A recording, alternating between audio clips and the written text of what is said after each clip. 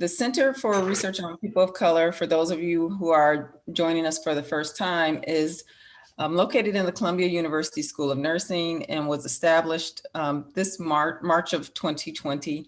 And I am Dr. Jackie Taylor, and I'm the founding director of the center. The vision of the center is to serve as a hub for effective interdisciplinary scholarly work focused on health equity and justice for people and communities of color. The work of our center is rooted in the Reverend Martin Luther King Jr.'s assertion that the arc of the moral universe is long, but it bends towards justice. The center provides multidisciplinary resources for research and educational programming with a focus on conducting vital scholarly work to address injustices in healthcare that affect communities of color. So with our brief introduction to the center, we welcome you to our second speaker of 3 speakers in our annual anti-racism speaker series. Laura Prescott, who is our project manager, will just give you an introduction to our speaker series and let you know of our upcoming speakers, and then we'll revert back to me and I will introduce our speaker for today.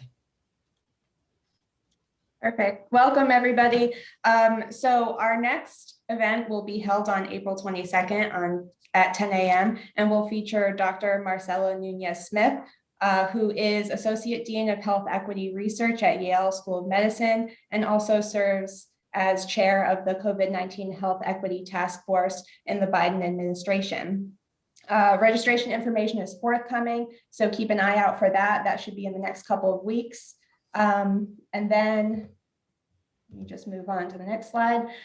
We've also recently launched our Facebook group. If you're interested in joining, you can find us by searching the center on Facebook, and you can also find us under the Columbia University School of Nursing page under their groups. So I'll now turn it back over to the Executive Director, Dr. Taylor, who will introduce our speaker, Dr. Amadou Gaye.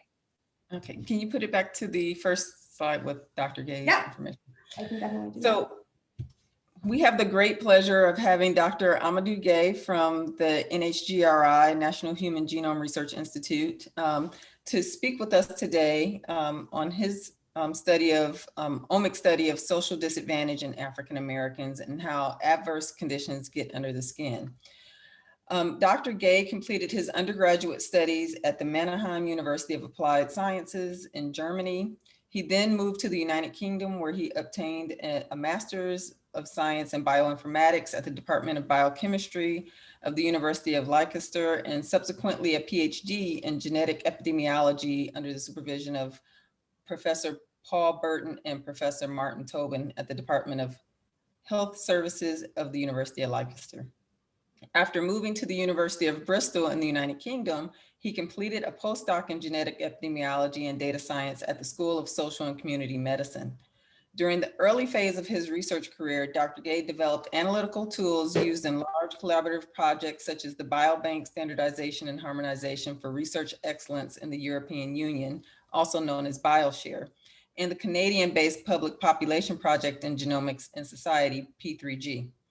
The methodological works provided him with a good understanding of the concepts underpinning the statistical methods used in genetic and genomic studies.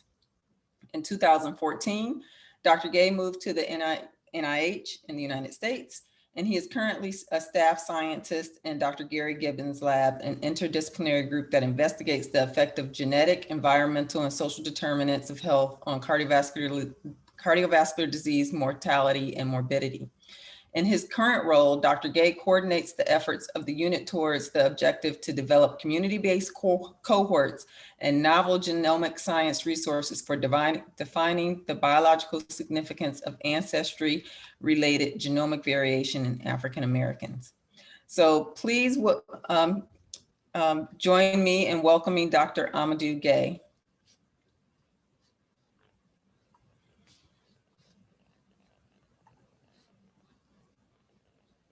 Are you able to share your screen? Hi, good morning, everyone. Do you hear me? Yes. Yeah, on screen now, and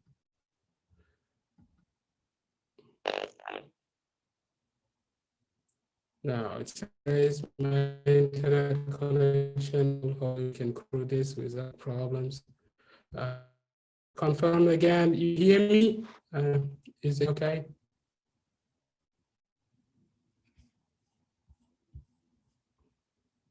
Hello? Yes, we can hear you. I'm sorry, I was muted.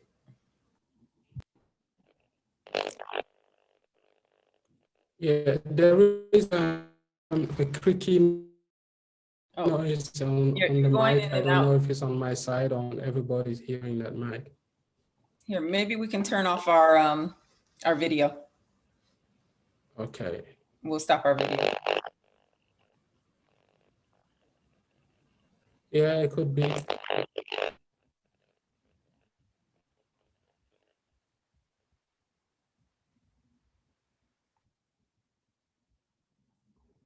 Is it better now? We can hear you now. Go ahead.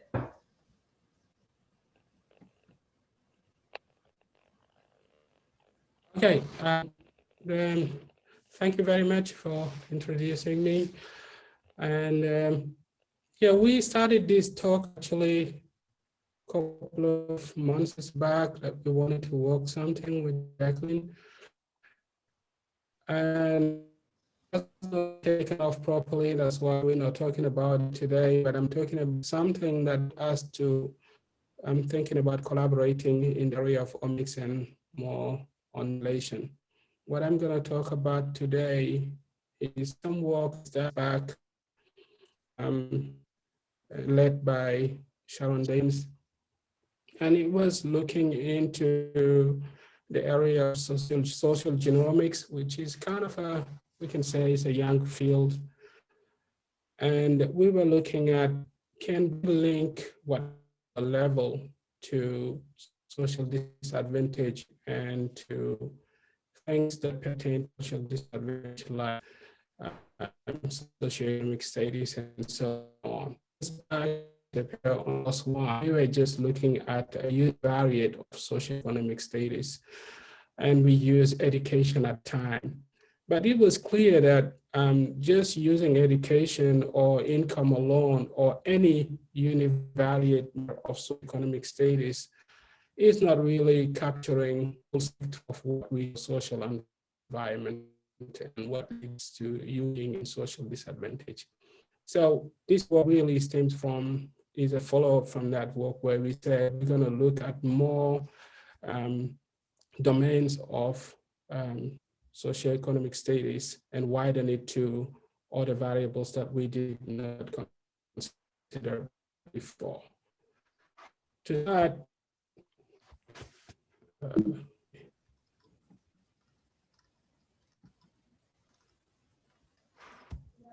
okay, this is the outline. I will talk a little bit about my journey. Most of it, Jacqueline, Amadou, your slides are not advancing. about the things that I did not put in my bio. Amadou, your slides I are am not on the slide too. So you don't see the slide?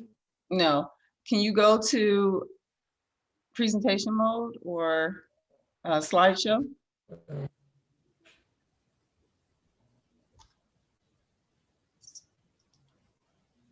Amadou, this is Polly. You can also unshare and share again. Oh, there it is.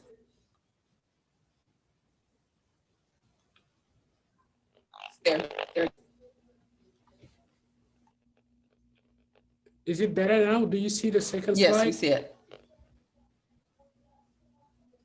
Perfect. Hello? That's perfect. Yes, we see it. Okay, let me see. Do you see the third slide? Okay.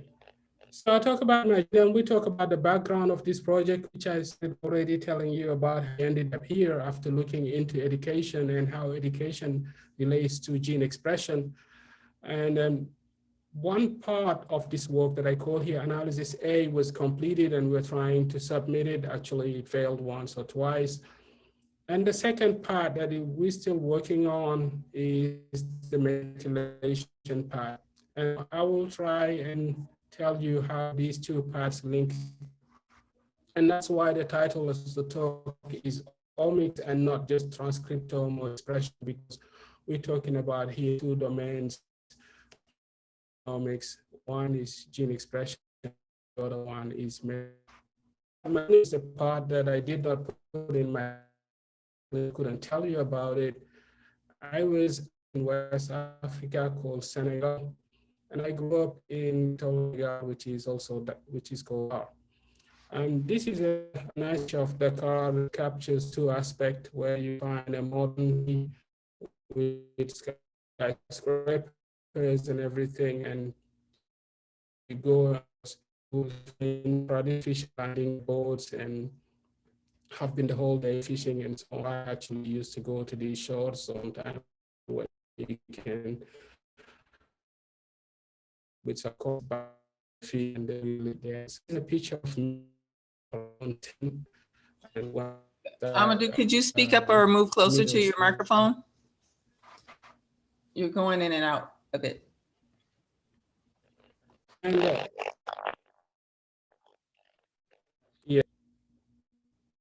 Hello? Yes, we can hear you, but It you're seems going like in I and have out. a problem with my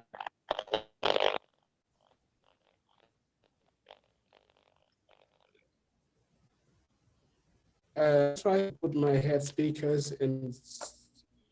Disconnect from Help. VPN. If you're on VPN, could you disconnect? Oh.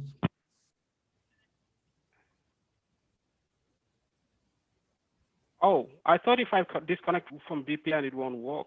But let's No, do that. you sound great now. We can hear you very well.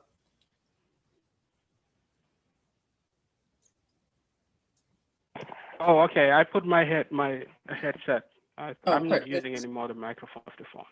Okay, So great. you heard about the first thing that I said about me growing up in Dakar, and this picture here is it's me. I circled my head there in red. It was the third year in primary school. I think you guys call it third grade or whatever. I don't know the grades here very well. This is bad for parents. But one thing talking about social disadvantage that you will notice here is this: we were 54 kids crammed in this classroom. In the background, you can see the classroom has broken windows and everything. This is really a proletarian school around the corner that I used to go to, and this was my social class those days. And I went into this class. What I want to highlight here is not only in Senegal, maybe even in this country, there are kids who are going into schooling in some schools that where really the conditions are not optimal, and that would have an impact on their education and would have, of course, impact then on their career.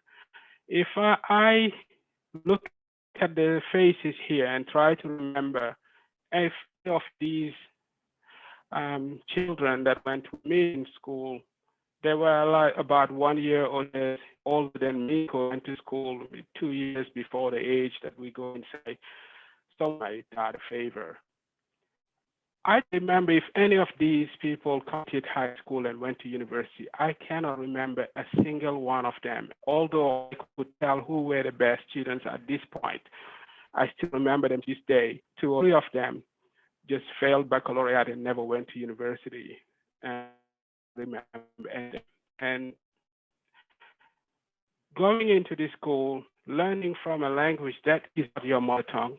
None of these children mastered even a sentence of French when they started school.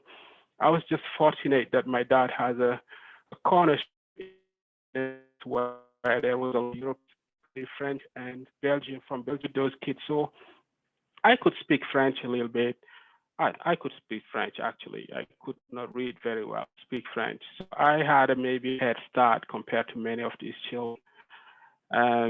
And now the anecdote here is that I still also remember the bully. There is a guy here who used to eat nearly quarter of my sandwich every day, and there's nothing I could do about it. Okay, went to high school. I really, in the public sector, it's in the public schooling in Senegal. It was a good high school. I went to middle school, then went to high school in Galandou Diouf, and then I studied towards the baccalaureate in physics and chemistry and biology and math. I obtained my baccalaureate. I was about 18. And then I went to the University of Dakar at the bottom. The picture you see here, I think it's one of the best universities in West Africa, particularly in medicine. And I was at the age to go into medicine, but believe me or not, in Senegal, if you're not scoring very high scores in mathematics, you get into the medical school, Faculty of Sciences, and study life sciences. We call it sciences naturelles in French.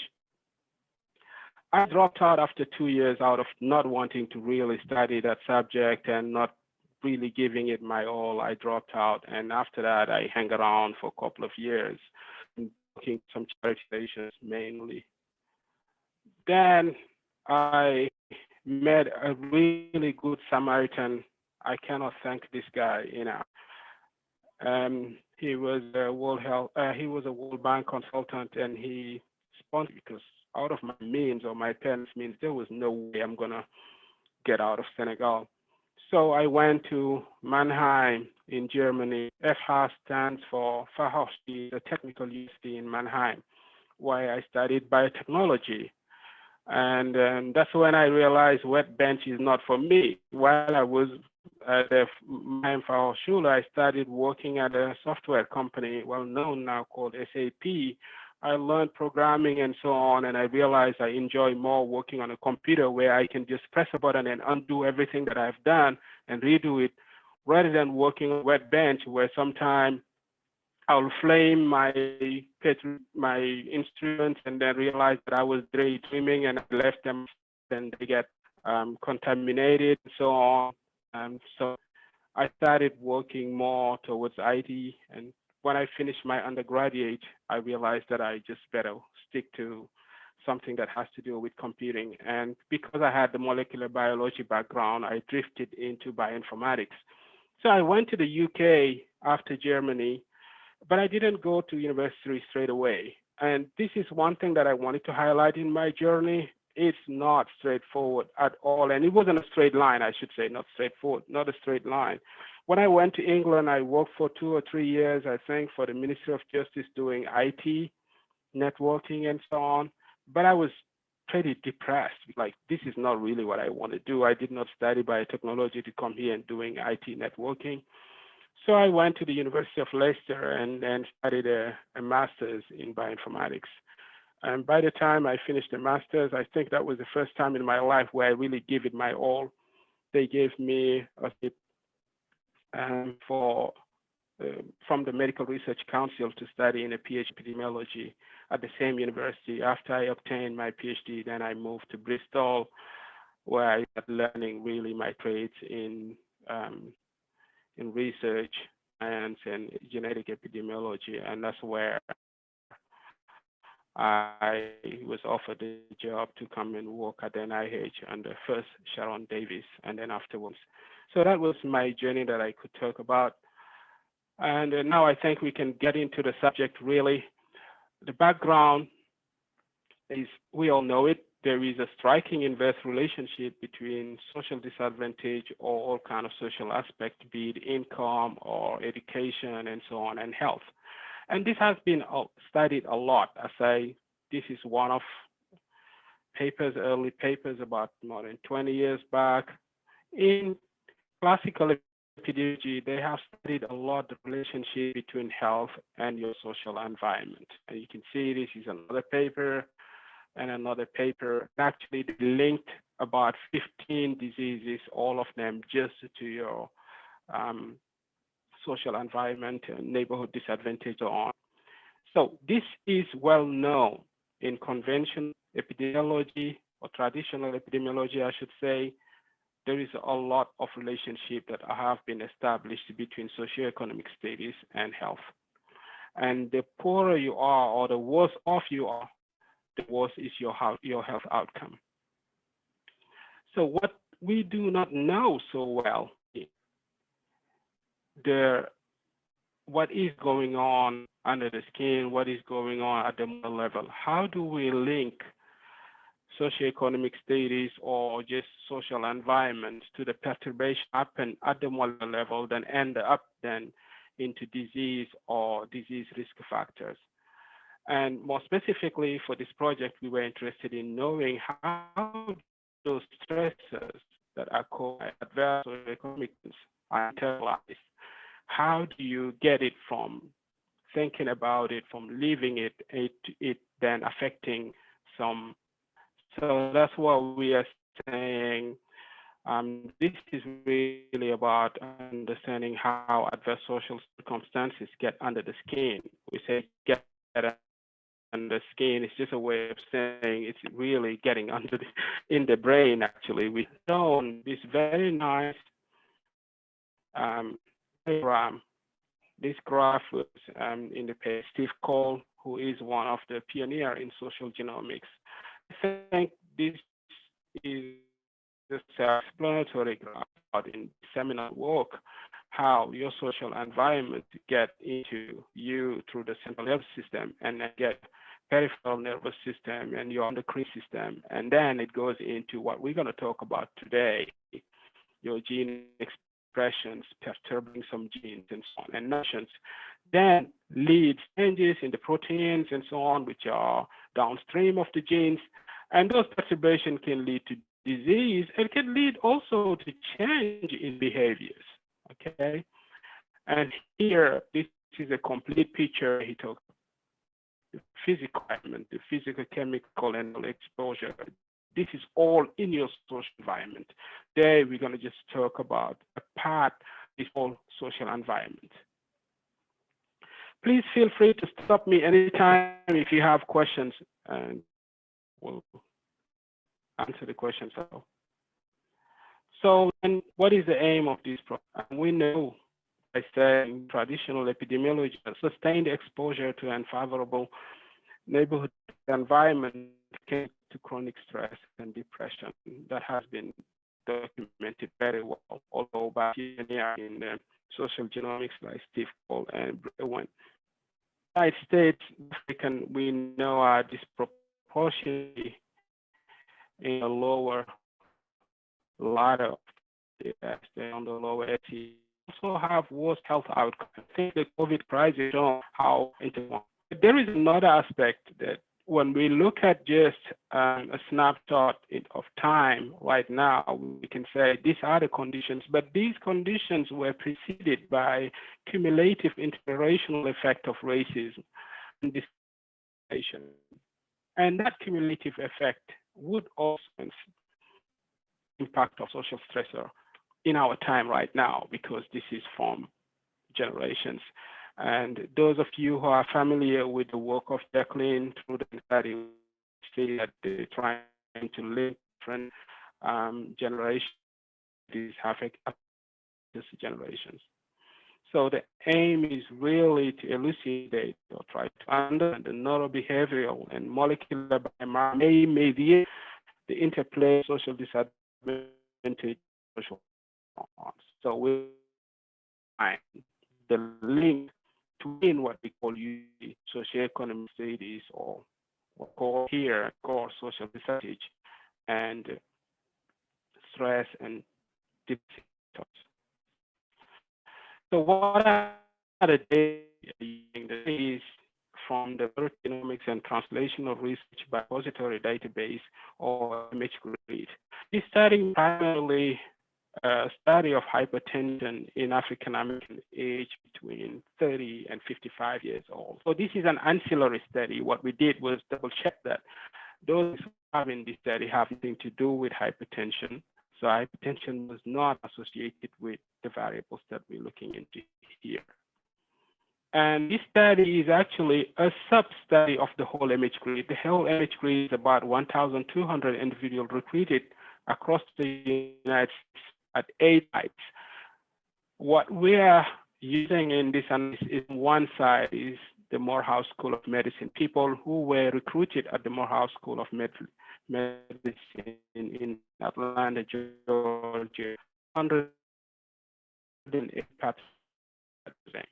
Now, for those people, for most of them, psychosocial variables, we have neighborhood, level of education, per capita family income. We're going to talk about these a little bit. And then we have also omics data. And the omics expanding. We have now data, but what we're going to talk about today is just the gene expression, which is actually messenger RNA sequencing and methylation. Okay. I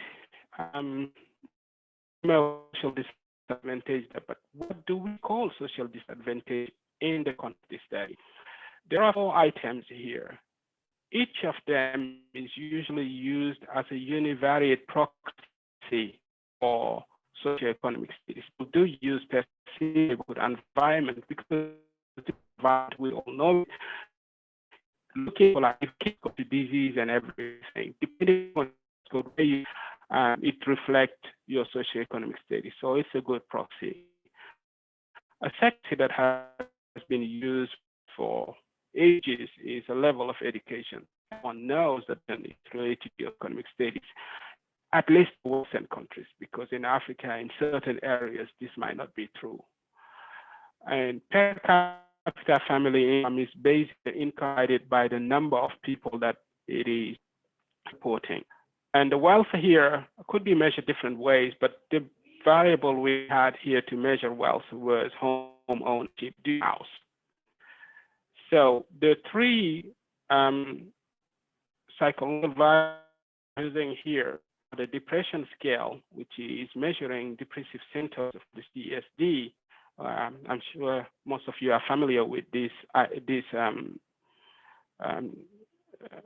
instrument.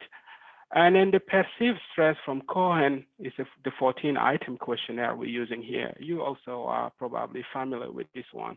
The one that I was not familiar with, and maybe also some of you guys know about, is the financial stress scale, 5-item questionnaire. Now, these are the 5 questions. How much the person is about not having enough money, what needs, having enough money for medication that they might need, for head of their family, and so on. Throughout this work, I realized this was really a very good instrument I wasn't aware of, and it has been innovated. So we have already talked about the Omics data. Is a gene expression was the messenger sequence was sequenced on the Illumina high C210. Methylation is also a methylation sequencing where the platform was a sure select that gives you about 3 million CpG islands. This is way more than what you obtained on the methylation array of Illumina, where you have 800,000 sites. Here you have about 3 million sites. So if you really go into discovery, then methylation sequencing is the way to go, because that's I find there that has not been annotated yet well in the Illumina 800,000 sites. So I will go through that. Most of the individuals enrolled at the Morehouse School of Medicine at the low tier of education, 99 of the 180 people did not go past high school. Actually, I saw them dropped out of schooling in primary school. So there was only 19 of these people who went to college and obtained a college degree or obtained a PhD or more, a master's. And we were interested in knowing whether the variable that we constructed, I'm going to come to it in the next slide, social disadvantage was correlated with depression scale, or I should say depressive states. Throughout this work, I may say depression, but I have to clearly state here, this is not a measure of depression, it's a measure of depressive symptoms, and perceived stress and financial stress. Now here, I would like to just pause and then say, I got some pushback from some of the reviewers, at least one reviewer who was adamant that this is these kind of instruments like we use are prone to report bias and adent clinical and so on. Oh yeah, people just report something, it might be subjective and so on. But actually, Steve Cole has shown in their work that what we call subjective, you think about that, what about your environment? People might call it subjective, but it matters because what you think then determines how you live through it. And they had all these subjective thinking about your environment and yourself in your environment do really actually matter for health. So these are the education, the income.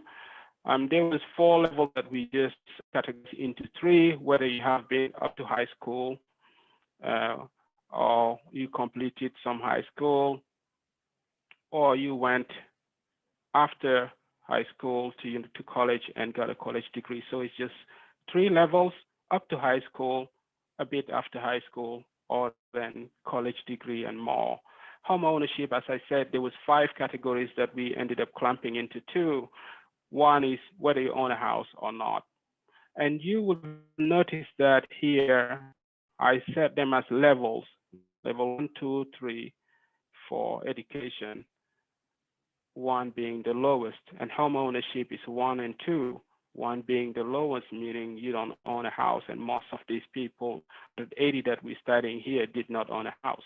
And the per capita family income, we categorize it into tertiles. I'm sorry for the typo there. And then we have a lower tertile and an upper tertile.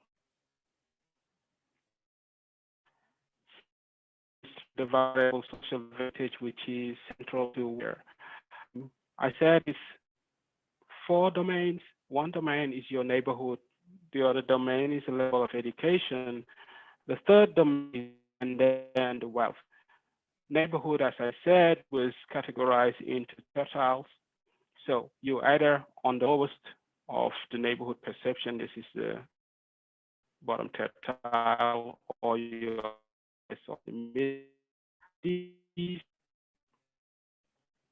categories then goes into what we combine in social disadvantage. Now, this is what the score would look like for the person who is at that individual would have a score of 4 for social disadvantage, which means they only went to high school. They had the lowest level in education. They do not own a house, so they are level 1 also in home ownership. They are in the worst neighborhood, which is category 1 in neighborhood perception, and they are in the lowest category of income, which is 1. That would have a score of 4.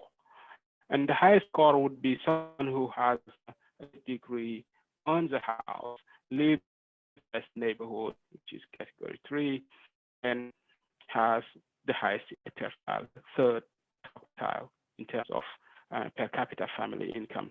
Now, then you will see that there are a lot of people who would be in the between, and this is what is really interesting in why we are going to use machine learning because it can shift between for some reasons in their life, whatever may have happened, they ended up in a bad neighborhood and then ended up maybe having a lower income and owning a house. So the machine then will shift through these, you would have easily fit in a conventional regression model.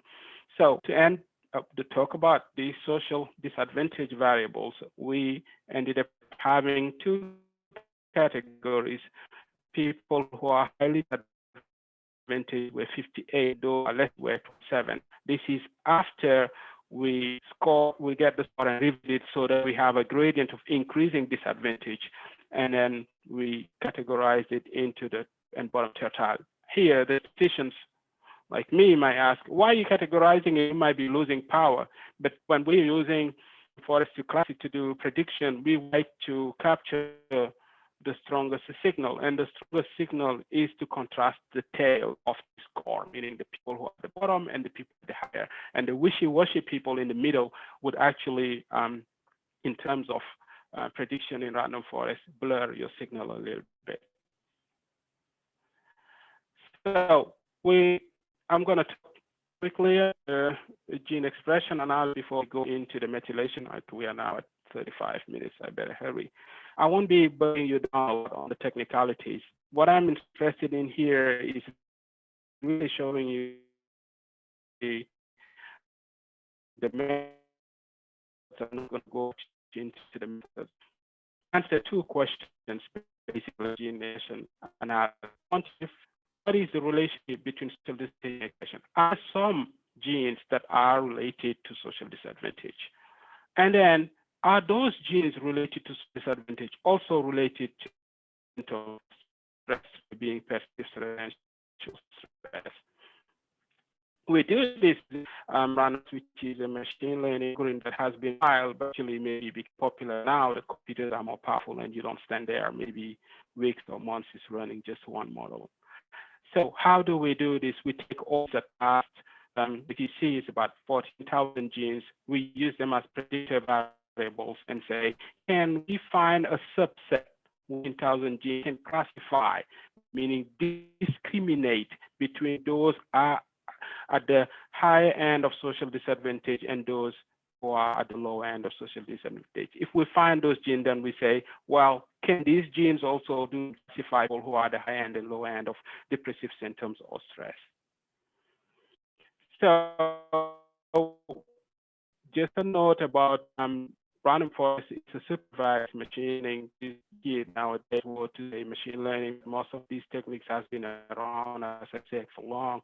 Deep learning, we're not using learning here because when you have 14,000 features that you're trying to use, you end up having a large difficult to handle. We use supervised machine learning and forest supervised here. These are exploratory variables. And do things.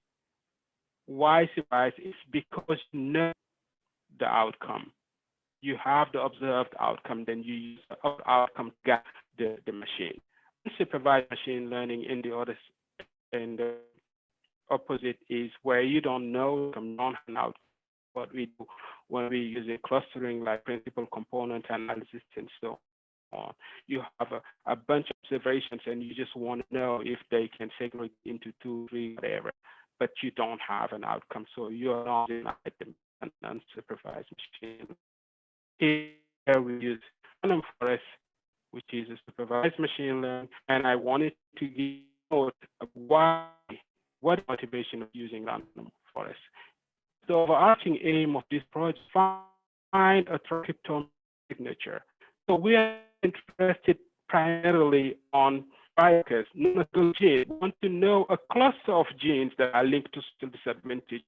Why? Because it is clear, given how much social disadvantage is affecting the biological system, it cannot be depending on one or it must be a lot of genes in different aspects that are to affect or to optically say. So because we have these large numbers, then we can use random forest, which is an ensemble technique where you can then look at the effect between all of those genes together. And the second and important reason, random forest capture higher order interactions. To put it in English, high order interactions, because when you have 14,000 genes, how many of those are interacting? If you were to run a linear regression, how many interaction terms can you put in your linear regression model? This would be 1,000 interactions. It's just feasible in a conventional regression model. In random forest, it's easily fitable, and then you will have interactions between those genes. So, in addition to use machine learning or be it random forest or deep learning or whatever, it's like unlike linear model, there is not much a problem of multicollineating correlation between the predictive variables. Even if there are hundreds, thousands of genes that are correlated, and we know some of them are correlated, it doesn't matter. While conventional regression model, you would have to deal with that multicollinearity. You have that problem when you use those things. Fourth, the random sampling of features, and this is really cool, I think. We all bugged down by confounders. Oh, did you adjust for the confounders and so on? Here, this is a stochastic process. It's a random process. in that random process, you all would remember the mass control trial. Why do we randomize? Because when you randomize, then the link between exposure and confounders are broken. Affect your so and priorities, and you break those links is a little bit similar of what my process. So you don't worry about confounders. You have whether I or not, but really.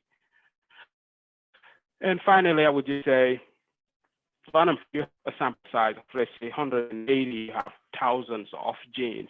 This is really the way to go because it's extremely powerful. Number of observations is much smaller than the number of predictor variables. So that is get into the gene expression analysis. First, we want to find a set of genes are related to social disadvantage. With 191 genes and low and high social disadvantage in a random forest classification with under the curve of 0.98. And you can get sensitivity, and most importantly, the specificity is very good and the confidence interval is reliable. Then we say, can those genes they link to depressive symptoms and stress? 28 of them, of those 191 symptoms, 36 could predict perceived stress, and 25 could predict financial stress.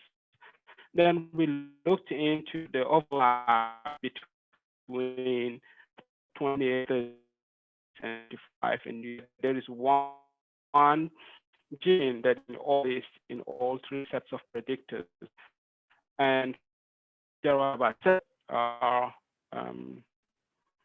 overlapping between those stress, and there are 4 that overlap between and financial stress and so on. So bottom line here is we found 191 genes that we can link reliably to social disadvantage, and subsets of those 191 are also related to depressive symptoms and stress. Then we said, okay, set to a validation. Can we observe the same relationships in a data set? That's really gold standard. We found a study of major depressive disorder. Now, this is a clinical study of major depressive disorder by Labonte and all that was published in Nature Medicine. He was nice enough and he sent me the differently expressed in their study and in their networks and so on. So depression between study. So what I did was to check whether there is an overlap between 21 genes and those that found different depression, meaning cases, controls study. Okay, I saw among 191. This is huge enrichment. You don't need to do the statistics to see this is a strong enrichment of those genes on our set. Now, what we did then was how well those 44 genes do predict social disadvantage, depression, stress, and financial stress. That's the table I'm showing here. Those 44 genes, they predict disadvantage under the curve of 0.4. I was nearly fell off my seat when I saw that. And then they can also predict depression, 12 of them with an area under the curve of 0.82. Interestingly enough, they don't predict stress in our data set. So we were looking at clinical study of major depressive disorder and found 44 genes that are in our data set that even if we use only those 44 genes, we can link perfectly to social disadvantage and depression. Know about these genes that we found. First of all, things prior to our work that really look genes to circuits, and there is adaptive response to stress that depends on psychological, subjective approval of the stress capacity to cope, we know, and that adaptive response is also involved in the process of mental stimuli through neural networks, as well as through the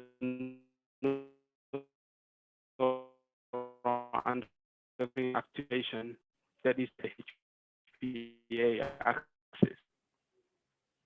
Here, I developed perceived disorders that are linked to process and neuroplasticity. Neuroplasticity is a change of the neural wiring and depending on the conditions the person is in. So before our study, there was all links between, this is for all Labonte and all the paper that I just showed. There were already no link between primarily brain-related conditions and some of genes, but really to summarize it as a whole, okay,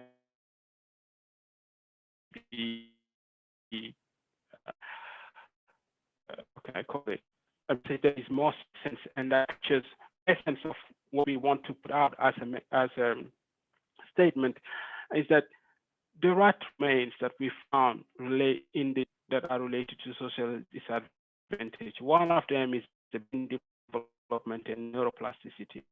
The other one is neural diseases. Third domain is expressed neurobehavioral response.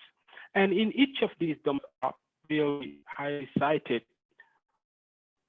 with respect to other diseases or those conditions developed. I won't go into details of talking about each of these genes. B2 is known for the formation and homology of neurons.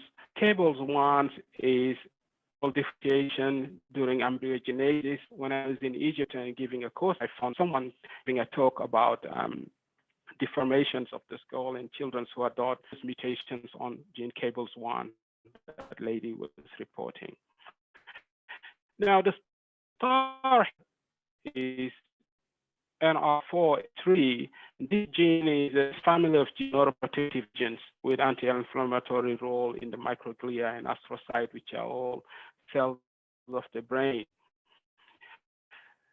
I saw when I was doing the literature review that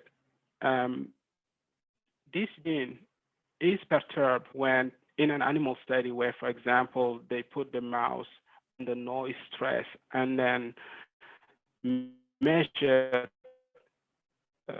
various variables. They found that they found the effect of this gene, which was also correlated with an increased blood pressure and vascular dysfunction in those mice that were subjected to that.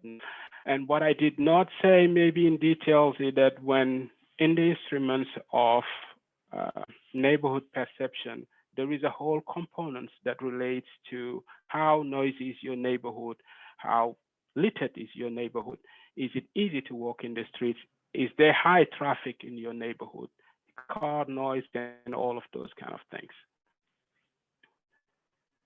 So last year, there is an annual study of this gene, DYNC1I2, dynein cytoplasmic 1 intermediate chain 2. That gene has been documented to play an important role in brain development. And also in human genetics, recent findings have indicated that mutations in this gene results in microcephaly and several intellectual disability. And finally, the gene I mentioned, the family of genes in our NR4A, they play a key role in glycocorticoid response to stress in mouse subject to restrain stress. But the noise stress, also stress also noticed in mouse that this gene responds to that condition. So that's what I could say in the biology very succinctly about some of this that we found. Just to the methylation, I promised that it was 40-minute talk, but it seems like we're going over. I'll try to hover through the methylation. We are still working on it for about 5 to 7 minutes, and then we can stop. Methylation is basically, it involves of a methyl group, which is CH3, to the cytosine. And this occurs mainly in places called CPG lines, and it happens from more region or on the enhancer here. It mostly inhibits the gene transcription. In genome, you can capture only those full methylation sequencing. It's extremely expensive, and what comes close to that is the thing that we did was methylation sequencing across about 3 million sites. You can also use an array where you capture about 800 sites that I talked about. Now, because methylation plays a huge role in the of why we are looking into here. Now also methylation has been reported a lot in terms of linking it to social phenomenon, depression, stress. So we're going into methylation of the 180 individuals to see if what we are observing on those genes, those perturbations that I showed you, might be due or are linked also to some methylation. We did bisulfite sequencing, and bisulfite sequencing works as pictured here. You take the DNA, and there is some cytosine methylated, and there are some cytosine that are not methylated. You do the bisulfite conversion. Those that are methylated will remain cytosine. Those that are not methylated will turn into uracil. And then after PCR emission, then you can measure the cytosines that are methylated, which are the ones that are not turned back into thymine after PCR application. So as I said, we use a select platform that gives you about CPGs that are measured in our data set, good coverage. So we ended up with about 2.6 million that were well measured. So what we are trying to do in this analysis is first answer question: what methylation are associated with the 191 genes we reported? So it's the inverted V here. We are trying to link methylation to gene expression, but we are focusing first on the 191 genes that will link both to social disadvantage, depressive symptoms, and stress. What are those methylations? Are there some methylation sites? And I'm going to call them here methylation QTL, because just like EQT mutations that affect gene expression, we're trying to find here methylations that affect gene expression. So we're doing an MQTL analysis. The second question is, once we find those methylation sites, can we link them to social disadvantage, depression, and stress to close the loop? So these are the two questions we were trying to answer in that secondary analysis. The first question was addressed, as I said, using a methylation QTL adjusted for age and sex, that is looking into the cis regions of each gene, meaning one misspending, are there methylations that is associated with the expression of that gene. And the second part was done using a random forest. Then all of those methylation sites that are associated with the expression of genes, we use them together and see if they can predict social disadvantage, depressive symptoms, and stress. So the first results are here, methylation QTL. We scanned more than 2 million methylation sites, and we looked into the cis region. We did not look into trans-TLs. We just look into the cis, meaning those are in the vicinity of the gene, 1 megabase pair. We found 1,108 sites that are associated with that sign of the 191 gene. The picture at the bottom shows distribution. Where are they located? Because I told you before, and we're highlighting in here, that if a methylation inhibits the expression of the genes, what I did not say was, if a methylation site is sitting in the body of the gene, it can enhance, meaning increase the expression of that gene. So among these 100,000 associations that we found, 7 of those sites, methylation sites, are sitting on enhancers. and 150 on promoters, and then some on the 5' UTR, 3' UTR, exonic, and intronic, and so on. And those that are intronic or exonic between the introns and exons can lead to splicing of the transcript. We're not going to get into that today. So I'm just going to show you. This is able to before GYA, and you see in shape between methylation and that gene. There was a 6 methylation site association of that gene. You can see how strong the p-values are. And another gene that we said was related to brain development was HOXB2, and you can see also that is a strong association. The cutoff was 10 to the power of -4 for methylation QTLs to keep those that are the more robust findings.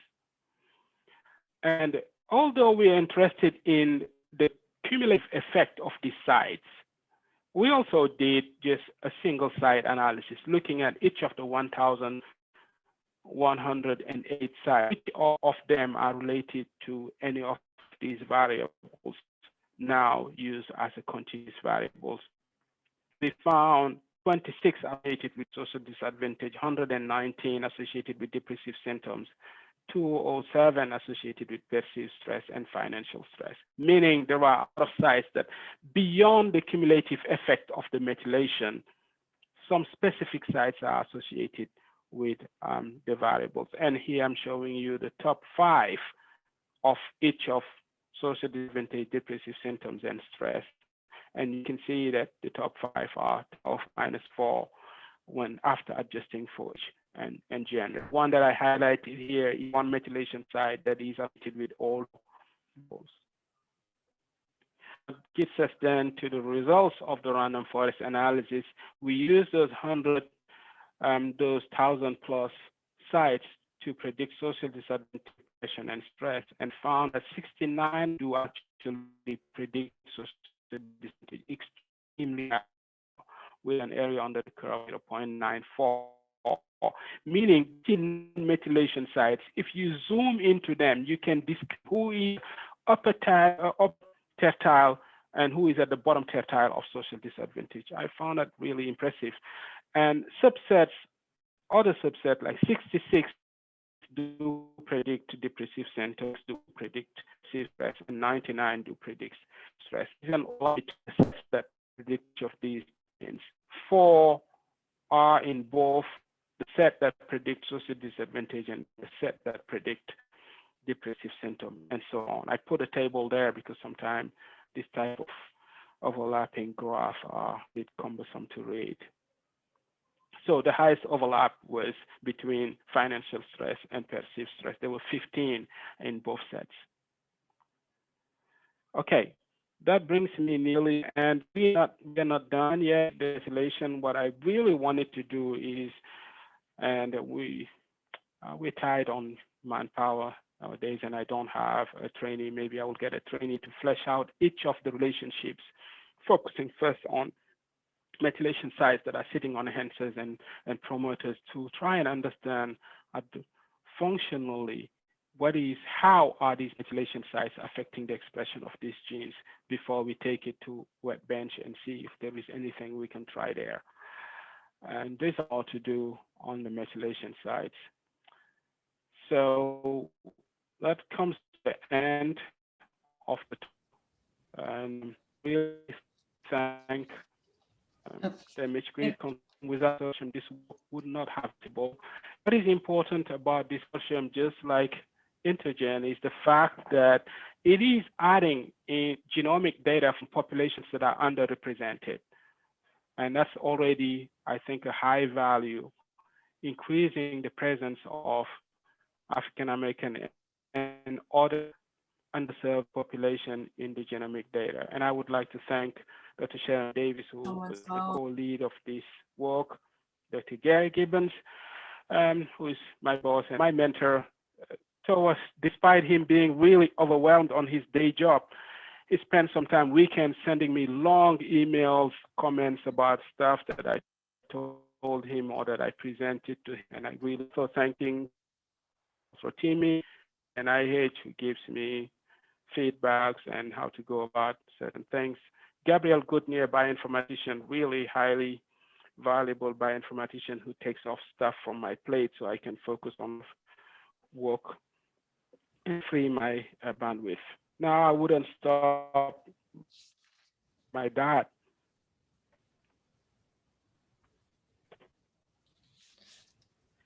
Dr. Gaye, thank you so much Really, for at a your, young age, I see now I realize that his education. Someone who is illiterate. Yes. Yes, that's my last slide. And oh, yeah. Wonderful. All right, well, thank you so much for your fantastic talk. I hand one of out now the mic. Yes, you can hear me? Yes, so we wanted to take a few minutes to Yes, I do hear you. Okay, to allow the audience to ask any questions they may have. Thank you for, hanging in there with us. I also wanted to bring to your attention, we placed an evaluation link in the chat for those of you that participated in this anti-racism speaker series so that we can have some feedback from the audience on the content that we have for our speakers. I have a question. I can get us started. I'm very interested in this variable that you've constructed on social disadvantage, particularly how you have taken the 4 variables of perceived neighborhood, level of education, income, and wealth, and put those together into an index for social disadvantage. One thing that stands out to me being here in New York City now is looking at home ownership as a proxy for wealth.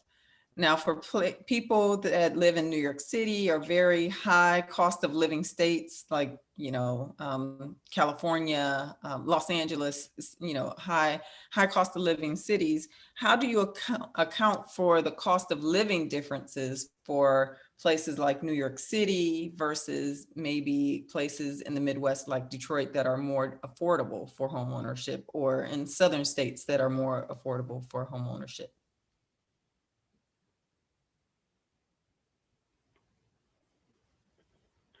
Okay, I have not addressed this question just because I did not tumble into that problem, that issue. Mm-hmm. If I was using the image grid wide consortium, which is from different sites, then I would have to deal with that. In this case, all of these people are from the suburbs of Atlanta. Okay. It's kind of homogeneous there. Yes. Yes. But what you're saying, it's really an important point to keep in mind here. If the individuals are from different cities and the cost of living is extremely different, then taking wealth or home ownership as a measure of wealth might not be best, or you would have to do something about that difference of cost of living that you're talking about. Mm-hmm. So there'd have to be some So adjustment. if I was in New York, maybe because that, you might try to, hello? Mm-hmm. We can hear you.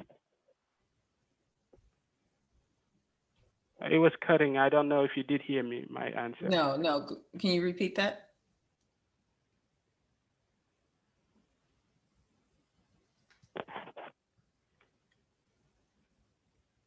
I said that because about 200 individuals we use this in this study were not from different cities. They're all from the suburbs of Atlanta. We did not have to deal with that issue. But I recognize that that's a real issue if you have individuals in your data set from different cities, or they live in a city where access to home ownership is way more difficult. Then you might think about another variable that would capture wealth better than home ownership.